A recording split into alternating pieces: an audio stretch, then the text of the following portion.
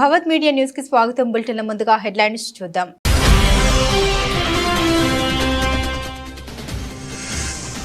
జర్నలిస్టులను ఉద్దేశించి సీఎం రేవంత్ రెడ్డి ఆసక్తికర వ్యాఖ్యలు. తాను అందరికీ నచ్చుకపోవచ్చు, కానీ తన హోదాకైనా గౌరవం ఇవ్వాలి కదా అంటూ వ్యాఖ్య.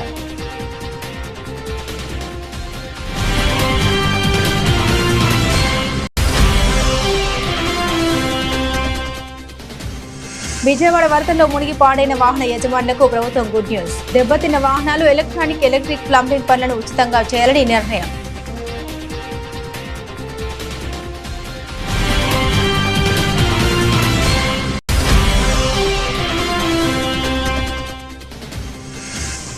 హైదరాబాద్ సిపిగా బాధ్యతలు స్వీకరించిన సివి ఆనంద్. లా అండ్ ఆర్డర్పై కఠినంగా వ్యవహరిస్తామని స్పష్టం.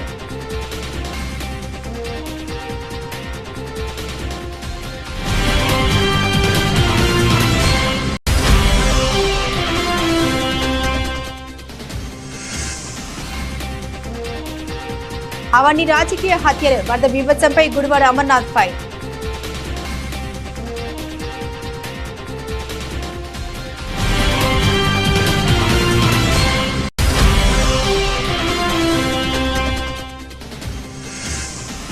భారీ వర్షం బీభత్సం. ఉత్తర కోస్తా ఆంధ్రలో రెడ్ అలర్ట్.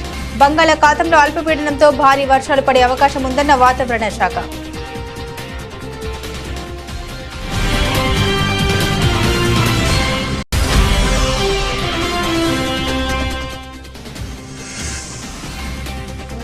ముగిసిన పారా ఒలింపిక్స్ పోటీలు. కొత్త చరిత్ర లిఖించిన భారత అథ్లెట్లు.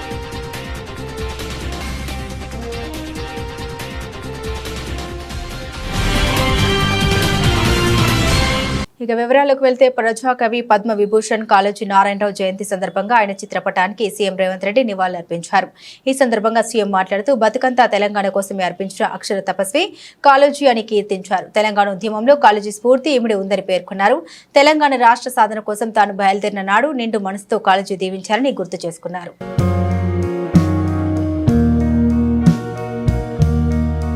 విజయవాడ వాసులకు కూటమి ప్రభుత్వం గుడ్ న్యూస్ తెప్పబోతోంది. వరదల్లో దెబ్బతిన్న మునిగి పాడిన వాహనాల మరమ్మతులకు అయ్యే ఖర్చులో కొంత భరించాలని ప్రభుత్వం యోచిస్తున్నట్లు ముఖ్యమంత్రి చంద్రబాబు నాయుడు తెలిపారు.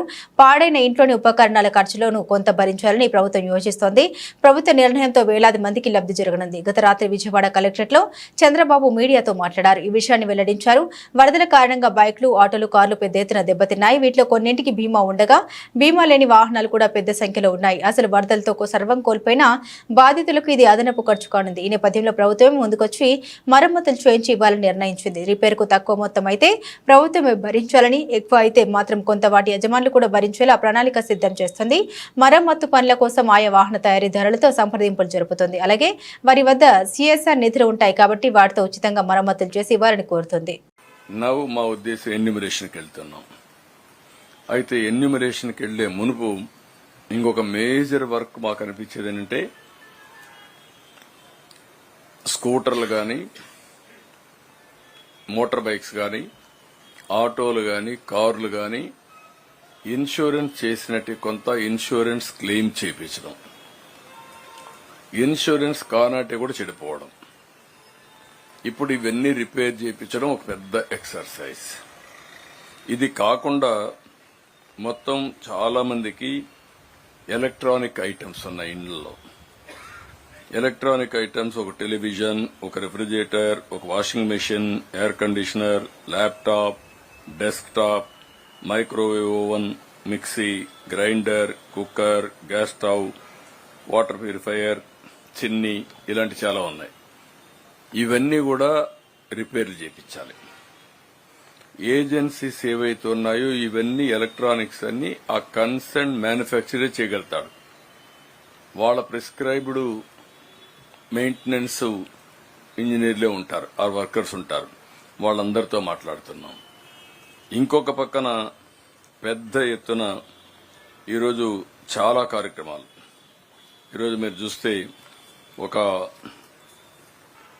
ఎలక్ట్రికల్ ఉన్నాయి, కొన్ని సాచెట్స్ ఇలాంటివన్నీ ఇదే అయిపోవడం, ఎలక్ట్రీషియన్ కావాలి, ఫీజులు పోవడం, అన్ని ప్లంబర్స్, ఇంకొక పక్క పెయింటర్స్, కార్పెంటర్స్, ఇలాంటి చాలా ఉన్నాయి.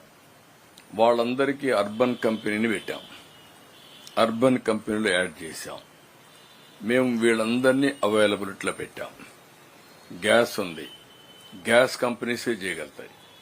మళ్ళా ఆ గ్యాస్ కంపెనీకి సంబంధించిన మెయింటెనెన్స్ చేసే వాళ్ళందరినీ మెకానిక్స్ ని పంపించాలి. ఆ స్పేర్ పార్ట్స్ కూడా వాళ్లే ఇవ్వాలి. ఎలక్ట్రానిక్స్ గానీ స్టవ్లకు గానీ ఆ గ్యాస్ కంపెనీసే పెట్టాల్సిన అవసరం వస్తుంది. అవి కూడా వర్కౌట్ చేస్తున్నాం.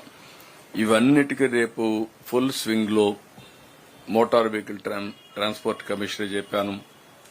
కొన్ని వాళ్లకు ఎక్కడైతే ఆ కంపెనీ ఆథరైజ్డ్ డీలరే ఉంటాడు, ఆథరైజ్డ్ మెకానిక్ దగ్గర పోతేనే క్లెయిమ్స్ వస్తాయి. కొన్ని వీళ్లకు నమ్మకం ఉండే వ్యక్తులున్నారు. వాళ్లకు నమ్మకం ఉండే వ్యక్తిని ఇస్తే వాళ్ళు గ్యారంటీ ఇస్తారు. గవర్నమెంట్ ఏ విధంగా వాళ్ళకి సబ్సిడీ పే చేయాలో కూడా ఆలోచిస్తున్నాను. తెలంగాణ ముఖ్యమంత్రి రేవంత్ రెడ్డి హైదరాబాద్ రవీంద్ర భారతిలో జరిగిన కార్యక్రమంలో జర్నలిస్టులకు ఇళ్ల స్థలాలు పట్టాలు పంపిణీ చేశారు. ఈ సందర్భంగా ఆయన తన ప్రసంగంలో జర్నలిస్టులను ఉద్దేశించి ఆసక్తికర వ్యాఖ్యలు చేశారు. ఓ వ్యక్తిగా నేను మీకు నచ్చకపోవచ్చు, కానీ రేవంత్ రెడ్డి తెలంగాణ రాష్ట్రానికి ముఖ్యమంత్రి, చీఫ్ మినిస్టర్ అనేది ఒక గౌరవప్రదమైన హోదా. ఆ హోదాలో ఉన్న వ్యక్తి మీకు నచ్చవచ్చు, నచ్చకపోవచ్చు. ప్రజలందరూ కలిసి ఆ హోదా ఇచ్చారు. ఆ హోదాను గౌరవించాల్సిన బాధ్యత పత్రికలకు, పత్రికా యజమానుల ముసుగులో ఉన్న రాజకీయ పార్టీ నాయకులకు ఉండదా? వాళ్ళు పాటించినప్పుడు మేమెందుకు పాటించాలనేది నా ప్రశ్న అని సీఎం రేవంత్ రెడ్డి పేర్కొన్నారు. రేవంత్ రెడ్డి మీకు నచ్చకపోవచ్చు ఇండివిజువల్, కానీ Revanth Reddy Telangana chief minister. Telangana chief minister అనేది ఒక గౌరవప్రదమైన హోదా. ఒక జర్నలిస్ట్ అనేది ఒక గౌరవప్రదమైన హోదా. వ్యక్తితో నీకు నచ్చవచ్చు, నచ్చకపోవచ్చు. ఆ హోదా మనమందరు ప్రజలందరూ కలిసి ఇస్తే వచ్చిన హోదా. ఆ హోదాని గౌరవించాల్సిన బాధ్యత పత్రికలకు కానీ, ఆ పత్రిక యజమానుల ముసుగుల్లో ఉన్న రాజకీయ పార్టీ నాయకులకు కానీ ఉండదా? వాళ్ళకి లేనప్పుడు మేమెందుకు పాటించాలా అనేది నా ప్రశ్న. అసలు కంటే కొసరోళ్ళది ఎక్కువైపోయింది. ఎవరిది ఏ ట్యూబో తెలుస్తలేదు మాకు.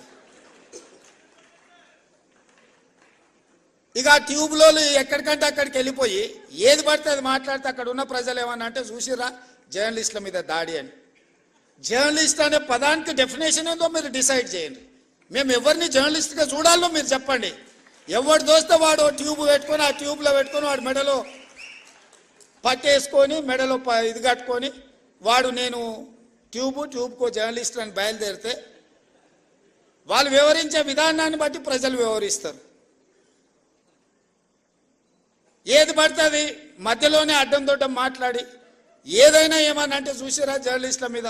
హైదరాబాద్ 61వ పోలీస్ కమిషనర్ గా సీనియర్ ఐపీఎస్ అధికారి సివి ఆనంద్ బాధ్యతలు స్వీకరించారు. సోమవారం ఉదయం సిపి కార్యాలయంలో ప్రస్తుత సిపి శ్రీనివాసరెడ్డి నుండి ఆయన ఛార్జీ తీసుకున్నారు.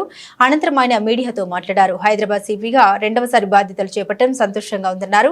రాష్ట్ర ప్రభుత్వం డ్రగ్స్ పై సీరియస్ గా ఉందన్నారు. డ్రగ్స్ గంజాయి నిర్మూలనకు కృషి చేస్తామని తెలిపారు. నగరంలో లా అండ్ ఆర్డర్ ను మరింత మెరుగుపరుస్తామని తెలిపారు. ఫ్రెండ్లీ పోలీసింగ్ అనేది పోలీస్ డిపార్ట్మెంట్ లో ఒక భాగమని వెల్లడించారు. ప్రజలతో ఫ్రెండ్లీ పోలీసింగ్ ఉంటుందని, క్రిమినల్స్ పై ఉక్కుపాదం మోపుతామన్నారు. వినాయక నిమజ్జనం చాలా కీలకమైన అంశమని చెప్పారు. నిమజ్జన ఘట్టం ప్రశాంతంగా జరిగేలా చర్యలు తీసుకుంటామని తెలిపారు. హైదరాబాద్ లో ట్రాఫిక్ వ్యవస్థ అస్తవ్యస్తంగా మారిందని విన్నానని, ట్రాఫిక్ సమస్యను కూడా పరిష్కరిస్తామని తెలిపారు. హత్యలు, అత్యాచారాలు, లా అండ్ ఆర్డర్ పై కఠినంగా వ్యవహరిస్తామని తెలిపారు.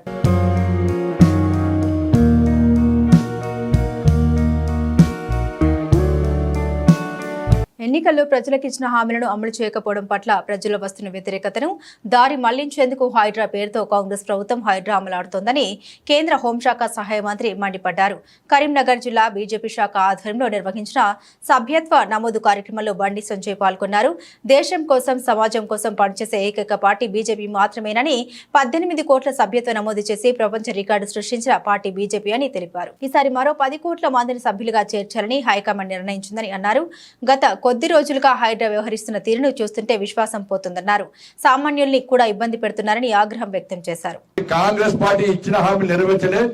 ఇలా భరోసా, రైతు భరోసా మీద గాని, రుణమాఫీ మీద గాని, ఇవాళ బోనస్ విషయంలో గాని ఇలా ఎక్కడ కూడా కాంగ్రెస్ పార్టీ 2,500 రూపాయలు మహిళలకు ఇస్తున్నారు, తులం బంగారం ఇస్తున్నారు, స్కూటీలు ఇస్తున్నారు, నోటిఫికేషన్ ఇస్తున్నారు, ఆసరా పెన్షన్స్ ఇస్తున్నారు, రేషన్ కార్డు ఇస్తున్నారు. ఇవి ఇవ్వకుండా ఈ అన్ని దృష్టి మళ్లించడానికి హైడ్రాని స్టార్ట్ చేశారు. హైడ్రా పెద్దోళ్ళని కొట్టడానికి మేము వ్యతిరేకం కానే కాదు, కానీ పేదలకు కొట్టే ముందు ఆలోచన. టీవీ చూస్తుంటే ఏడుస్తారు ఒక్కొక్కరు వచ్చి. పేదలు కిరాయికున్నాడు కనీసం నోటీస్ ఇవ్వకుండా కిరాయికున్నాలను, కిరాయికి ఏం చెప్పనా, ఇక కిరాయికున్నాడు పర్మిషన్ ఉందా, ఇది హైడ్రాలు వస్తుందా, ఇది చెరువులు ఉన్నదా, ఇది నిషేధ ప్రాంతంలో కట్టినా కిరాయి తీసుకుంటాడా? కిరాయాలు. అరే నువ్వు ఓనర్ కొట్టు, ఎవరితో పైసలు కొట్టు, ఎవరిద్దరు పెద్దలు మొత్తం వద్దాం ఏమన్నా. కిరాయికున్నోళ్ళు ఈ షాప్ లో సామాన్ ఉంటే అర్ధరాత్రి వచ్చి జేసీబీతో కొడుతుండే ఏడుతున్నారు. నేను పెట్రోల్ పట్టుకున్నారు. నేను కిరాయిలో ఏం పాపం చేసిన కిరాయిలో ఏడుస్తాడు, ఇల్లు చేస్తాడు. నువ్వు చెప్పవుతాడు ఖాళీ చేయమని చెప్పు, ఖాళీ చేస్తాడు. ఖాళీ చేసుకునే అవకాశమే. వాడు పొట్ట కూటి కోసం వ్యాపారం చేసుకుంటే అర్ధరాత్రి వచ్చి కిరాయాలను ఇలా జేసీబీతో కొడితే ఇదెక్కడ హైడ్రా మీద మంచి విశ్వాసం పోతుంది. ఇలా ప్రభుత్వం వ్యవహారం వల్ల మొన్నటి వరకు హైడ్రాకు సపోర్ట్ చేసే వాళ్ళు కూడా వ్యతిరేకించే పరిస్థితి ప్రభుత్వమే కొన్ని తీసుకునేది. వాళ్ళ ఎస్ నేను సపోర్ట్ చేసిన హైడ్రాక్, ఇప్పుడు సపోర్ట్ చేసిన హైడ్రాక్ నేను. కానీ పెద్దోళ్ళు కొట్టు, కిరాయికున్న పేదలను కొడితే వాడు ఎక్కడ చూడాలి? అరే ఇల్లు జాగాలు కొనేటప్పుడు ఇల్లు కొనుక్కున్నప్పుడు ఏం చేస్తామన్నా? రిజిస్ట్రేషన్ డాక్యుమెంట్స్ ఉన్నాయా? వాళ్ళకు ఉన్నాయి. లింక్ డాక్యుమెంట్స్ ఉన్నాయా? వాళ్ళకు ఉన్నాయి. మున్సిపల్ గ్రామ పంచాయతీ పర్మిషన్ ఉందా? వాళ్ళకు ఉంది. ఓనర్షిప్ సర్టిఫికేట్ ఉందా? ఉంది. హౌస్ నంబర్ ఉందా? ఉంది. మీటర్ ఉందా? ఉంది. కరెంటు బిల్లు అది ఉందా? ఉంది. ట్యాప్ కనెక్షన్ అన్ని ఉన్నాయి. బిల్లు కడుతున్నారు. ప్రభుత్వం తీసుకుంటున్నారు. పర్మిషన్ ఇచ్చిన ఏం చేయవు నువ్వు. పెద్ద పెద్ద బిల్లు వేసి వెళ్ళిపోవు. ఒక్కడి ఊడబట్టి మొత్తం సినిమా చూపడుతున్నావు. ఇలా పేదలకు కొట్టే పరిస్థితి వచ్చింది ఇవాళ. కాబట్టి హైదరాబాద్ పేరు చెప్పి రుణమాఫీ గురించి మాట్లాడే పరిస్థితి లేదు ఇవాళ. చర్చ లేదు ఇవాళ. పేపర్లు రాస్తావే, టీవీ చూపోతావు. రుణమాఫీ వేది, రైతు భరోసా వేది. ఒక పార్టీ బీఫామ్ తో ఎన్నికల్లో పోటీ చేసి గెలిచాక మరో పార్టీలోకి జంప్ అయిన ఎమ్మెల్యేలపై చర్యలు తీసుకోవాల్సిందేనని తెలంగాణ హైకోర్టు తేల్చి చెప్పింది. తెలంగాణలో బీఆర్ఎస్ టికెట్ తో గెలిచి కాంగ్రెస్ లో చేరిన ఎమ్మెల్యేలకు షాక్ ఇచ్చింది. వారిపై దాఖలైన అనర్హత పిటిషన్లపై చర్యలు ఎప్పుడు తీసుకుంటారో చెప్పాలని తెలంగాణ స్పీకర్ గడ్డం ప్రసాద్ కుమార్ ప్రశ్నించింది. ఈ ప్రాసెస్ కు సంబంధించిన షెడ్యూల్ ను విడుదల చేయాలని ఆదేశించింది. ఎమ్మెల్యేలపై దాఖలైన అనర్హత పిటిషన్లను స్పీకర్ ముందుంచాలని అసెంబ్లీ సెక్రటరీకి ఆదేశాలు జారీ చేసింది. ఆ పిటిషన్లను పరిశీలించి వాటి విచారణకు సంబంధించిన షెడ్యూల్ విడుదల చేయాలని స్పీకర్ కు సూచించింది. సదరు ఎమ్మెల్యేలకు నోటీసులు ఎప్పుడు జారీ చేస్తారు, వాదనలు ఎప్పుడు వింటారు, ప్రొసీడింగ్స్ ఎప్పటిలోగా పూర్తి చేస్తారు తదితర వివరాలన్నీ ఈ షెడ్యూల్లో పేర్కొనాలని హైకోర్టు స్పష్టం చేసింది. ఇందుకు 4 వారాల గడువు ఇచ్చింది. అప్పటికి షెడ్యూల్ విడుదల చేయకుంటే ఈ కేసును సుమోటోగా విచారణకు స్వీకరిస్తామని హెచ్చరించింది. 9 నెలల కాంగ్రెస్ పాలన ఏమాత్రం అర్థం పర్థం లేకుండా సాగిందని, ముఖ్యమంత్రి మంత్రుల మధ్య సమన్వయం లేదని మాజీ మంత్రి ఎమ్మెల్యే జగదీష్ రెడ్డి అన్నారు. ఆయన సూర్యాపేట క్యాంపు కార్యాలయంలో మీడియాతో మాట్లాడారు. రుణమాఫీ చేయలేని దద్దమ్మ ప్రభుత్వం కాంగ్రెస్ అని, గతంలో బీఆర్ఎస్ ప్రభుత్వం ఇచ్చిన రైతు బంధుకే దిక్కు లేదని విమర్శించారు. 2 లక్షల రుణమాఫీపై ప్రభుత్వం వెంటనే స్పష్టత ఇవ్వాలని డిమాండ్ చేశారు. ఇచ్చిన హామీలు నెరవేర్చక వచ్చిన సమస్యల్ని పరిష్కరించకుండా కాంగ్రెస్ ప్రభుత్వం రైతులు ప్రజల్ని గందరగోళంలోకి నెట్టుతోందని ఆగ్రహం వ్యక్తం చేశారు. 49,000 కోట్లు రుణమాఫీ చేస్తామని చెప్పి 31,000 కోట్లకు కుదించి చివరకు బడ్జెట్ లో 26,000 కోట్లు కేటాయించి 18,000 కోట్లు విడుదల చేసి రైతులకు 10,000 కోట్లు మాత్రమే మాఫీ చేసిందని ఫైర్ అయ్యారు. వీళ్ళకి ఎవరికి సోయి లేదు. ఎవరి వాడు వ్యక్తిగత సంపాదనలు పడ్డారు. ముఖ్యమంత్రి స్థాయిలో ముఖ్యమంత్రి, మంత్రుల స్థాయిలో మంత్రులు, అవకాశం ఉన్న ప్రతి చోట వ్యాపారులను, కాంట్రాక్టర్లను ఎవరెవరిని ఎట్లా భయపెట్టచ్చో బిల్డర్లను భయపెట్టించి వసూలు చేసుకునే పనిలో ఉన్నారు. ఒకరిని మించి ఒకటి తప్ప ప్రజలకు సేవ అందిద్దామన్న ఆలోచన ఒక్కరు కూడా కనపడతలేదు ఈ రాష్ట్ర ప్రభుత్వం. మేము ఇప్పటికైనా డిమాండ్ చేస్తా ఉన్నా, ఎట్టి పరిస్థితుల్లో రుణమాఫీ విషయంలో ఈ ప్రభుత్వం కూర్చొని ఒక స్పష్టత తీసుకోవాలి, ప్రజలకు రైతులకు స్పష్టతనివ్వాలి. మిమ్మల్ని నమ్మి 2 లక్షల రూపాయల రుణమాఫీ చేస్తారని, 15,000 రూపాయల రైతు భరోసా ఇస్తారని నమ్మి పూర్తిగా వ్యవసాయ ప్రాంతం రైతాంగమే మీకు ఓట్లేసే అవకాశం ఇచ్చారు. మిమ్మల్ని గెలిపించింది మొత్తం రైతాంగమే. రైతులు ఉన్న చోట, వ్యవసాయం ఉన్న చోటనే మీరు గెలిచిండ్రు. కానీ అదే రైతులకు నెత్తిన టోపీ పెట్టడమే కాకుండా ఇప్పటికీ కూడా రకరకాల మాటలు చెప్తూ మోసం చేస్తూ కాలం గడుపుతున్నారు. వ్యవసాయ శాఖ మంత్రి గారిని నేను డిమాండ్ చేస్తా ఉన్నా, ఇప్పటికైనా ముఖ్యమంత్రి మీ మంత్రివర్గం కూర్చొని అసలు రైతాంగానికి మొత్తం రుణమాఫీ చేసే ఉద్దేశం ఉందా లేదా, మీరు ఇచ్చిన మాట ప్రకారం 2 లక్షలు లేదా ఎగ్గొట్టదలుచుకున్నారా స్పష్టంగా చెప్పండి. ఇదే సందర్భంలో వానాకాలం పంట చేతికొచ్చే సమయం వచ్చింది. ఇప్పటికి కూడా నా రైతు బంధు లేదు, నా రైతు భరోసా లేదు. వెంటనే రైతు భరోసా కూడా ప్రారంభం చేయాలి. రైతాంగం అప్పులు తీసుకొచ్చి పెట్టి ఇబ్బందులు పడుతున్నారు. ఒకవైపు సూర్యాపేట, ఖమ్మం, భద్రాద్రి కొత్తగూడెం, మహబూబాద్, నర్సంపేట, ములుగు, ఇంకా ఇతర జిల్లాల్లో, ఆదిలాబాద్, ఇతర జిల్లాలలో కూడా చాలా చోట్ల లక్షలాది ఎకరాలు పంట పొలాలు నాశనమైనాయి. వరిచేలు కావచ్చు, పత్తి కావచ్చు, మిర్చి కావచ్చు, ఇతర పంటలు కూడా. ఒకవైపు ఏం ప్రభుత్వం ఇవ్వాల్సిన పెట్టుబడి సాయం ఇవ్వలేదు, రైతులు సొంతంగా తీసుకొచ్చి పెట్టిండ్రు. ఇప్పటికీ కూడా ఆ రైతాంగం వర్షాలతో దెబ్బతిన్నది. కానీ ప్రభుత్వానికి మాత్రం నిమ్మకు నీరెత్తినట్టు లేదు. వెంటనే రైతు భరోసా కూడా ప్రారంభం చేయాలని చెప్పి బీఆర్ఎస్ పార్టీ మేము డిమాండ్ చేస్తున్నాం. విజయవాడలో వరద బీభత్సానికి ముమ్మాటికి ప్రభుత్వ వైఫల్యమే కారణమని మాజీ మంత్రి గుడివాడ అమర్నాథ్ ఆరోపించారు. వరదల కారణంగా 45 మంది ప్రాణాలు కోల్పోయారని తెలిపారు. వీటన్నింటినీ రాజకీయ హత్యలుగానే పరిగణిస్తున్నామని పేర్కొన్నారు. విశాఖపట్నంలో సోమవారం ఏర్పాటు చేసిన మీడియా సమావేశంలో గుడివాడ అమర్నాథ్ మాట్లాడారు. రాష్ట్రం నడి ఒడ్డున విజయవాడ ప్రాంతంలో అంత వరద వస్తుంటే అసలు ప్రభుత్వం ఏం చేస్తుందని ప్రశ్నించారు. విజయవాడ వరద సమయంలో ప్రభుత్వం వ్యవహరించిన తీరు చాలా బాధాకరమని మాజీ మంత్రి గుడివాడ అమర్నాథ్ తెలిపారు. వరదల సమయంలో ప్రజల అవస్థల్ని పక్కన పెట్టి పూటకో ప్రెస్ మీట్ పెట్టి ఈ విపత్తును పబ్లిసిటీకి చంద్రబాబు వాడుకున్నారని ఆగ్రహం వ్యక్తం చేశారు. చంద్రబాబుకు పబ్లిసిటీ మీద ఉన్న శ్రద్ధ ప్రజల ప్రాణాలను రక్షించడం లేదని మండిపడ్డారు. బుడమేరు కాల్వ నుండి వరద వస్తుందని తెలిసి కూడా హెచ్చరికలు లెక్క చేయలేదని తెలిపారు. 20 గంటల ముందు వరద వస్తుందని తెలిసి కూడా తాము స్పందించలేదని మరికొంతమంది అధికారులు చెప్పారన్నారు. ఇంత పెద్ద ఎత్తున వరద వచ్చి ఎన్ని వేల క్యూసెక్లు నీరు వస్తున్నటువంటి సందర్భంలో మీకు ముందుగానే తెలిసి కనీసం ప్రజల్ని రక్షించాల్సినటువంటి బాధ్యత మీకు లేకపోవడం అనేటువంటిది ఎంతవరకు సమంజసం? ఏదైనా తెలియక ఎవరన్నా ప్రాణాలు పోతేనో, తెలియక ఎవరన్నా ప్రాణం వదిలేస్తేనో అది ప్రమాదంగానే చూస్తాం మనం. కానీ తెలిసి ప్రాణాలు పోయాయి, డెఫినెట్ గా ప్రభుత్వ హత్యలు మాత్రమే అనేటువంటి విషయాన్ని ఈ సందర్భంగా చెప్పక తప్పదు. విజయవాడ నడిబొడ్డున 45 మంది ప్రాణాలు, వాస్తవానికి వరదల్లో కొట్టుకుపోయినటువంటి ప్రాణాలు కొన్ని అయితే, కొంతమందికి నీరు అందక, కొంతమందికి మెడిసిన్స్ అందక, కొంతమందికి వైద్యం అందక చనిపోయినటువంటి వారు కొంతమంది. ఎంతవరకు సమంజసం? దీనికి సంబంధించి ప్రశ్నల దీని గురించి ఏదైనా అడిగితే దానికి సమాధానం చెప్పరు. మళ్ళీ తిరిగి వైఎస్ఆర్ కాంగ్రెస్ పార్టీ మీద ఏదో రకంగా రోజుకొక డైవర్షన్ పాలిటిక్స్ చేసి వైఎస్ఆర్ కాంగ్రెస్ పార్టీ నాయకులు పడవలు వదిలేశారు, పడవలతో బ్యారేజీని డ్యామేజ్ చేద్దాం అనుకున్నారు. ఈ రకమైనటువంటి దుష్ప్రచారాలు చేయడం. అనంతపురం జిల్లా ఉరవకొండ నియోజకవర్గంలోని కొనకండ్ల గ్రామంలో ప్రజలు తాగునీటి కోసం రోడ్డెక్కారు. తమ గ్రామంలో త్రాగునీటిని సమస్యను పరిష్కరించే వరకు ఆందోళన విరమించేది లేదంటూ రోడ్డుకు అడ్డంగా ట్యాంకర్లు పెట్టి రాస్తారోకో నిర్వహించారు. జిల్లా వ్యాప్తంగా శ్రీ సత్యసాయి శ్రీ రామరెడ్డి తాగునీటి పథకం ఉద్యోగులు 20 రోజుల నుండి ఆందోళన చేపట్టినా ప్రభుత్వం పట్టించుకోకపోవడంతో నీటి పంపింగ్ నిలిపివేసి ఆందోళనకు వెళ్లారు. దీంతో దాదాపుగా అన్ని గ్రామాల ప్రజలు తాగునీరు లేక తీవ్ర ఇబ్బందులు పాలవుతున్నారు. కొనకండ్ల గ్రామంలో దాదాపుగా 10 ట్యాంకర్లు పెట్టి నీటి సరఫరా చేస్తున్నా కూడా అతిపెద్ద గ్రామమైన కొనకండ్లకు అవి ఏ మూలకు సరిపోకపోవడంతో పండుగ వేళ త్రాగునీరు లేక వాడుకునే నీరు లేక గ్రామస్తులు విసిగిపోయి రాస్తారోకోకు దిగారు.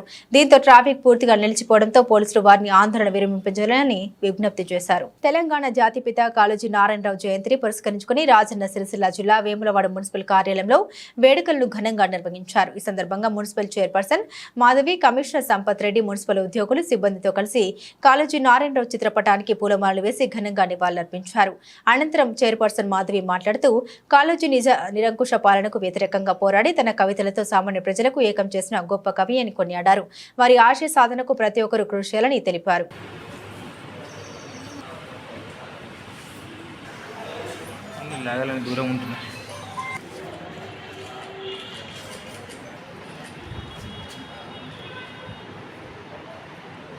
ఈరోజు కాళోజీ నారాయణరావు గారి జయంతిని పురస్కరించుకొని మున్సిపల్ కార్యాలయంలో వారికి నివాళులర్పించడం జరిగింది. మరి వారు నిరంకుశ పాలనకు వ్యతిరేకంగా పోరాటం చేసి ప్రజాస్వామ్యంలో ప్రజల వైపు నిలిచి మరి వారి కవితల ద్వారా మరి సామాన్య హృదయాలను ఏకం చేసినటువంటి గొప్ప కవి కాళోజీ గారు. అంతేకాకుండా ప్రత్యేక రాష్ట్ర సాధన కోసం మరి వారి కవితలు ఎంతగానో ప్రభావితం చేశాయి. మరి పుట్టుకనేది చావునిది బతుకంత దేశానికి అని రాయటమే కాదు, వారు ఆ మాటలను పూర్తి సార్థకత ఇచ్చినటువంటి గొప్ప కవి కాళోజీ నారాయణరావు గారు. మరి ఈ విధంగా మరి గత ప్రభుత్వ హయాంలోనే ఇటువంటి కవులను, కళాకారులను, స్వాతంత్ర సమర యోధుల జయంతులను, వర్ధంతులను మరి అధికారంగా నిర్వహించుకోవడం చాలా గొప్ప విషయం. మరి ఈరోజు కూడా మరి ఈ విధంగా నిర్వహించుకోవడం చాలా శుభపరిణామం. అంతేకాకుండా మరి వారి కవితలను, వారి ఆశయ సాధనకు ప్రతి ఒక్కరు కూడా యువత నడుచుకునే సందర్భంగా తెలియజేసుకుంటూ మరి కార్యక్రమంలో పాల్గొంచుకున్న పెద్దలందరూ కూడా ప్రత్యేకమైన ధన్యవాదాలు. మున్సిపల్ స్టాఫ్కి, గౌరవ కమిషనర్ గారికి, సిబ్బంది అందరూ కూడా ధన్యవాదాలు తెలియజేస్తాము. పెద్దపల్లి జిల్లా కేంద్రంలో తెలంగాణ ఉద్యమకారుల ఫోరం యాత్ర పెద్దపల్లి కలెక్టరేట్ నుండి అమరవీరుల స్తూపం వరకు జిల్లా పరిసర ప్రాంతాల్లో ఉన్నటువంటి ఉద్యమకారులు హాజరై బైక్ ర్యాలీ వాహన ర్యాలీతో జై తెలంగాణ నినాదాలతో మారుమోగాయి. ఈ యాత్రకు తెలంగాణ ఉద్యమకారుల ఫోరం రాష్ట్ర చైర్మన్ డాక్టర్ సీమా శ్రీనివాస్, జిల్లా చైర్మన్ గుండెటి ఐలయ్య యాదవ్ పాల్గొన్నారు. ఈ సందర్భంగా రాష్ట్ర చైర్మన్ మాట్లాడారు. తెలంగాణ ఉద్యమకారుల యొక్క ఆర్థిక స్థితిగతులు, సామాజిక స్థితిగతులపై కాంగ్రెస్ పార్టీకి పూర్తి అవగాహన ఉంది కనుక గ్రహించి తెలంగాణ ఉద్యమకారులకు ఆత్మగౌరవం కోసం కాంగ్రెస్ పార్టీ మేనిఫెస్టోలో పెట్టిన విధంగా ప్రతి తెలంగాణ ఉద్యమకారునికి 250 గజాల భూమితో మరియు ఉద్యమకారుల ఆత్మగౌరవం ప్రభుత్వం త్వరగా నిర్ణయం తీసుకోవాలని కోరడం జరిగింది. అలాగే ఉద్యమకారుల సంక్షేమానికి వారికి ప్రతి నెల పెన్షన్ విధానాన్ని ప్రవేశపెట్టాలి రాష్ట్ర ప్రభుత్వం కోరారు. ఈ కార్యక్రమంలో తెలంగాణ ఉద్యమకారులు పాల్గొన్నారు. ఎన్ని చిత్రహింసలు పెట్టినా మొక్కవోని ధైర్యంతో పోరాటం చేసి జవాబిచ్చుకుంటా మేము ఉద్యమం చేసి తెలంగాణ రాష్ట్ర ఏర్పాటులో క్రియాశీలక పాత్ర పోషించిన బిడ్డలం మేము. 10 సంవత్సరాల అధికారం కోసం పనిచేసిన బిడ్డలం మేము. కానీ గత ప్రభుత్వం ఏనాడుసులో ఉద్యమకారులు పట్టించుకున్న పాపన పోలేదు.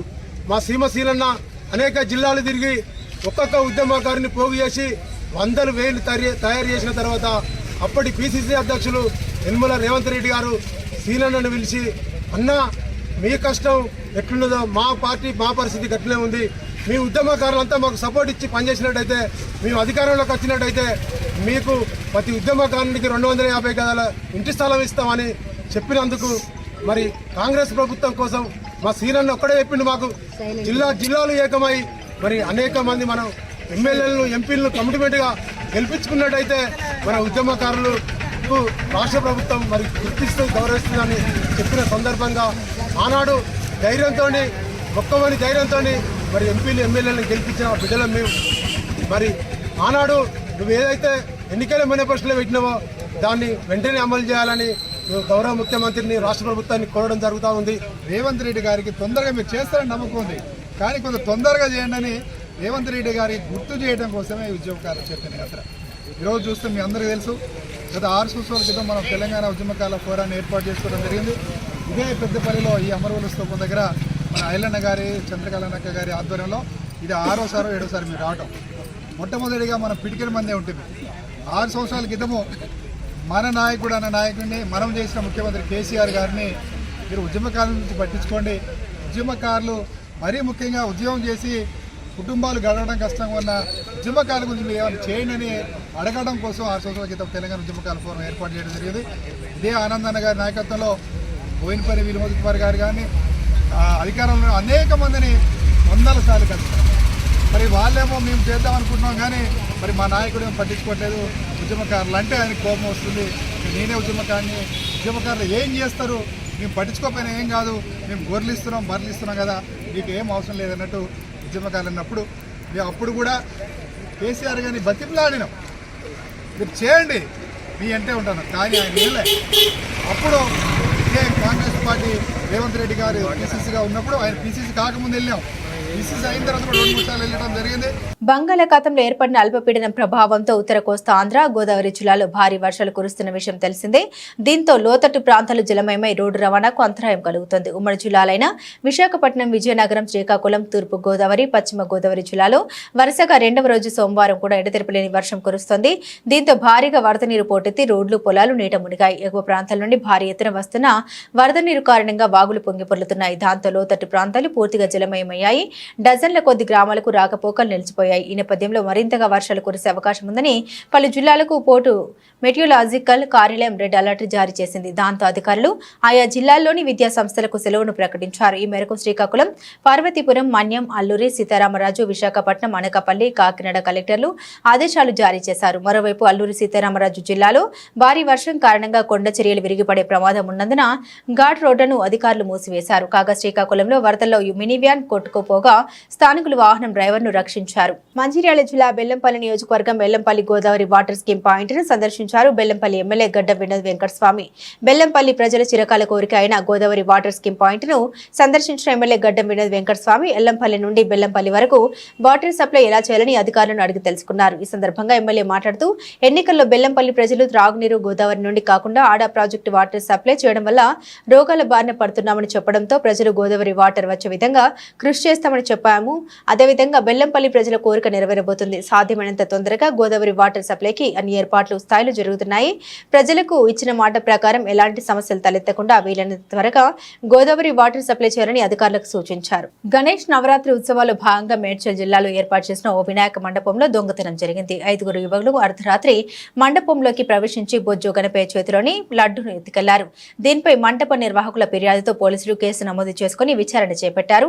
మేడ్చల్ జిల్లా కీసర్లోని సిద్ధార్థ కాలనీ వాసులు వినాయక మండపం ఏర్పాటు చేసి గణపతిని ప్రతిష్ఠించారు. ఆదివారం రాత్రి రోజువారీ పూజలు భజనలు చేశాక భక్తులతో పాటు నిర్వాహకులు కూడా ఇళ్లకు వెళ్లిపోయారు. మండపంలోని వినాయకుడి విగ్రహానికి ఓ పరదా వేశారు. అర్ధరాత్రి ప్రాంతంలో 5 యువకులు అక్కడికి చేరుకుని మండపంలోకి వెళ్లారు. యువకులు లోపలికి వెళ్లి వినాయకుడి చేతిలో ఉంచిన లడ్డును కాజేశాడు. లడ్డును తీసుకుని యువకులు అక్కడి నుండి వెళ్లిపోయారు. ఇదంతా అక్కడ అమర్చిన సీసీటీవీ కెమెరాలో రికార్డైంది. తెల్లవారి మండపం దగ్గరికి వచ్చిన నిర్వాహకులు వినాయకుడి చేతిలో లడ్డు మాయమవడం గుర్తించి సీసీటీవీ ఫుటేజ్ లో చెక్ చేశారు. దీంతో యువకులు చేసిన దొంగతనం బయటపడింది. ఈ చోరీ ఘటనపై వినాయక మండప నిర్వాహకులు పోలీసులకు ఫిర్యాదు చేశారు. కాకినాడ జిల్లా ఏదో ప్రాంతంలో ఎడతెరిపి లేకుండా కురుస్తున్న వర్షాల కారణంగా ఏలేరు నుండి 10,000 క్యూసెక్ల వరద నీటిని దిగువకు విడుదల చేయడంతో కిర్లంపూడి మండలం రాజుపాలెంలో ఏలేరు కాలువకు గండిపడింది. దీంతో పంట పొలాలు నీట మునిగాయి. కాలనీలోని ఇళ్లలోకి నీరు చేరింది. ఇప్పటికే 10,000 క్యూసెక్ల నీటిని దిగువకు విడుదల చేశారు. సాయంత్రానికి మరో 5,000 క్యూసెక్ల నీటిని విడుదల చేసే అవకాశం ఉంది. గండిని పూడ్చేందుకు అధికారులు ఇసుక మూటలను వేయిస్తున్నారు. కానీ నీటి ప్రవాహం ఎక్కువగా ఉండడంతో వేసిన మూటలు వేసినట్లే కొట్టుకుపోతున్నాయి. ఈ గండి వల్ల దాదాపు 300 ఎకరాలు పంట నీట మునిగింది. జాయింట్ కలెక్టర్ అపూర్వ భరత్, ఆర్డీఓ సీతారామరావు, ఎంఆర్ఓ చిరంజీవి, మండల వ్యవసాయ శాఖ అధికారి జోక అమృత మరియు మండల అధికారులు పరిస్థితి పరిశీలిస్తున్నారు. ప్రతి సంవత్సరం గండి అదే ప్రాంతంలో పడుతుందని అధికారులు గండి పడిన తర్వాత వచ్చి పర్యవేక్షిస్తున్నారు తప్ప ఆ గండి పడకుండా శాశ్వత చర్యలు తీసుకోవడం లేదని స్థానికులు వాపోతున్నారు. ప్యారిస్ వేదికగా ఆగస్టు 28 నుండి ప్రారంభమైన పారా ఒలింపిక్స్ క్రీడలు ఆదివారంతో ముగిశాయి. ఈ వేడుకలో భారత పతాకధారులుగా ఆర్చర్ హర్విందర్ సింగ్, అథ్లెట్ ప్రీతి పాల్ వ్యవహరించారు. ఇక ఈ క్రీడల్లో ఈసారి భారత అథ్లెట్లు ప్రభుత్వ ప్రదర్శనతో అదరగొట్టారు. ఏకంగా 29 పతకాలు కొల్లగొట్టి సత్తా చాటారు. ఇందులో 7 స్వర్ణాలు, 9 రజతాలు, 13 కాంస్య పతకాలు ఉన్నాయి. ఈసారి 25 మెడల్స్ లక్ష్యంగా పెట్టుకుని బరిలోకి దిగిన భారత్ 4 పతకాలు అధికంగా సాధించడం విశేషం. అలాగే గత టోక్యో ఒలింపిక్స్ కంటే ఈసారి 10 మెడల్స్ ఎక్కువగా రావడం గమనార్హం. దీంతో ఈసారి భారత్ టాప్ 20లో చోటు దక్కించుకుంది. 29 పతకాలు సాధించిన ఇండియా 18వ స్థానంలో నిలిచింది. ఇక చైనా అగ్రస్థానం కైవసం చేసుకుంది. ఆ తర్వాత టాప్ 5లో బ్రిటన్, అమెరికా, నెదర్లాండ్స్, బ్రెజిల్ నిలిచాయి. ఘనంగా జరిగిన ఈ ముగింపు వేడుకలో ఫ్రెంచ్ మ్యూజిషియన్లు, గ్రామీ అవార్డు విన్నర్ అండర్సన్ పాక్ల ప్రదర్శనతో స్టేట్ డి స్టేడియం హోరెత్తింది.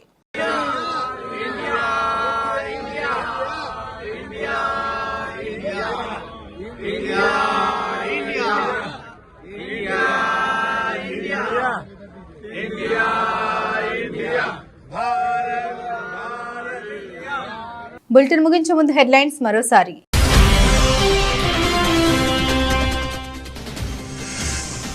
జర్నలిస్టులను ఉద్దేశించి సీఎం రేవంత్ రెడ్డి ఆసక్తికర వ్యాఖ్యలు. తాను అందరికీ నచ్చుకపోవచ్చు, కానీ తన హోదాకైనా గౌరవం ఇవ్వాలి కదా అంటూ వ్యాఖ్య.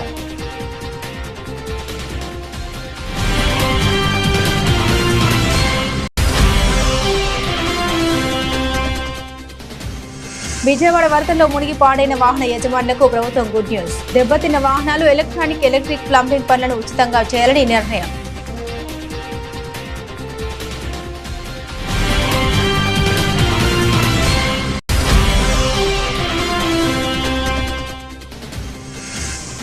హైదరాబాద్ సిపిగా బాధ్యతలు స్వీకరించిన సివి ఆనంద్.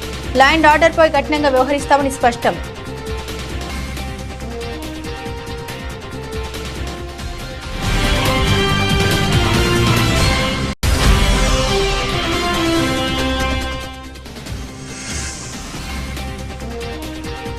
అవన్నీ రాజకీయ హత్యలు. వరద బీభత్సంపై గుడివాడ అమర్నాథ్ ఫైట్.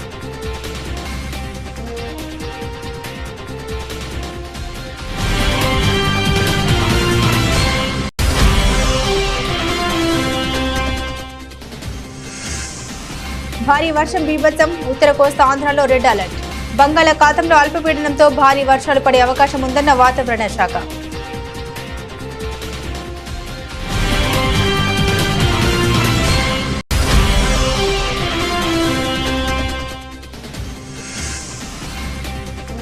ముగిసిన పారా ఒలింపిక్స్ పోటీలు. కొత్త చరిత్ర లిఖించిన భారత అథ్లెట్లు.